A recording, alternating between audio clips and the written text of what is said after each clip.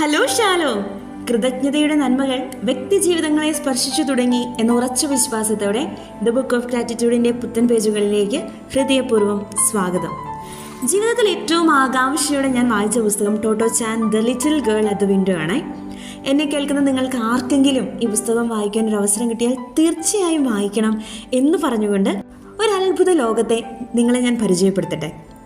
ഉപയോഗശൂന്യമായ train ബോഗികൾ class മുറികളാക്കിയ ഒരു school, ഓരോ കുട്ടിയെയും വ്യക്തിപരമായ മണിക്കൂറുകൾ കേൾക്കുന്ന ഒരു പ്രിൻസിപ്പൽ, ഏത് വിഷയമാണോ ഓരോ മണിക്കൂറിലും കുട്ടിക്ക് പഠിക്കാൻ തോന്നുന്നത് അത് പഠിക്കാനുള്ള സ്വാതന്ത്ര്യം, കൃഷി ചെയ്തും മരം കയറിയും ഭക്ഷണമുണ്ടാക്കിയുമൊക്കെ ലഭിക്കുന്ന പ്രായോഗിക വിദ്യാഭ്യാസം, അതുപോലെ തന്നെ കുട്ടികൾക്ക് സമീകൃത ആഹാരം ലഭിക്കണമെന്ന് ഉറപ്പുവരുത്താൻ ലഞ്ച് ബോക്സിൽ ഒരു വിഭവവും കടലിൽ നിന്നും മറ്റൊന്ന് മലയിൽ നിന്നുമാകണം എന്നുള്ള നിയമവും.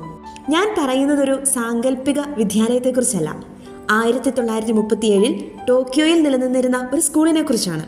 ഈ കഥയിലെ പ്രധാന കഥാപാത്രം ടോട്ടോ ചാനെ പോലെയാകാൻ ഈ പുസ്തകം വായിക്കുമ്പോൾ എന്നെപ്പോലെ നിങ്ങൾ കൊതിക്കുമെന്നുള്ള സത്യത്തെ മാറ്റി നിർത്തി വെച്ചിട്ട് ഞാൻ ചോദിക്കട്ടെ, നിങ്ങളുടെ മനസ്സിൽ മായാത്ത ഓർമ്മകൾ സമ്മാനിച്ച് നിങ്ങളുടെ വിദ്യാലയം ഏതാണ്?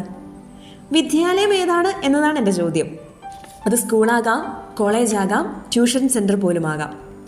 അവിടെ പകർന്നു നൽകിയ അറിവുകളുടെ അനുഭവങ്ങളുടെ സമ്പത്തിൻ്റെ മുകളിലല്ലേ എന്നുള്ളതെല്ലാം നമ്മൾ കെട്ടിപ്പടുത്തിരിക്കുന്നത്. ഹൃദയപൂർവ്വം നന്ദി പറഞ്ഞാലോ? മനസ്സിൽ വരുന്ന ഓർമ്മകളെല്ലാം എഴുതി ഇന്നത്തെ ഗ്രാറ്റിറ്റ്യൂഡ് ലെറ്റർ നമുക്ക് പൂർത്തിയാക്കാം.